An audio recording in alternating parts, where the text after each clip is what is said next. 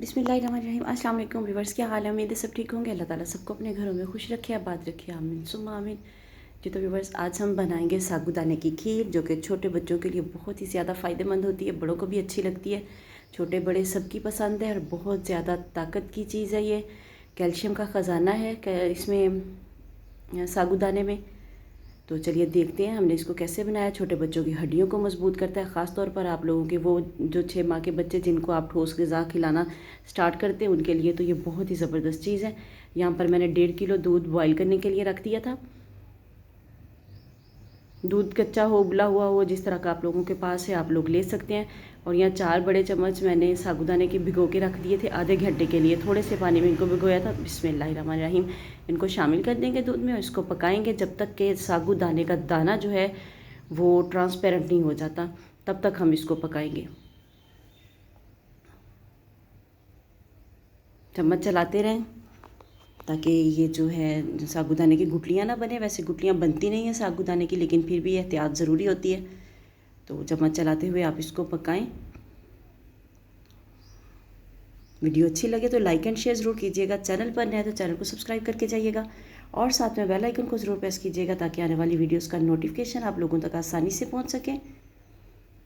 कि देखिए माशाल्लाह से जो साइडों पे बलाई लग रही है उसको भी हम हटा के तो इसके अंदर दूध के शामिल करते जाएंगे। तकरीबन साबूदाना हमारा जो है वो डन हो चुका है, थोड़ा थोड़ा ट्रांसपेरेंट हो चुका है।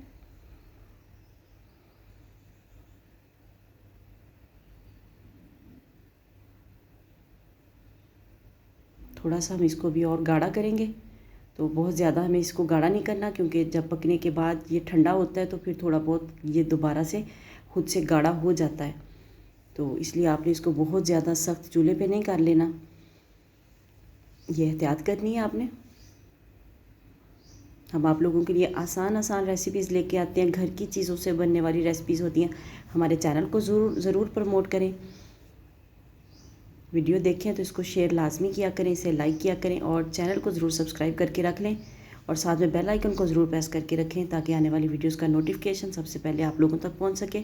और ये मेरे पास आधी प्याली जो है कंडेंस्ड मिल्क है, इसकी रेसिपी जो है मेरे चैनल पर मौजूद है, तो आप लोग वहाँ से इसको विज़िट कर सकते हैं। डिस्क्रिप्शन में इसका लिंक भी दे दूँगी। बहुत आसान तरीके से मैंने इसको भी तैयार किया था।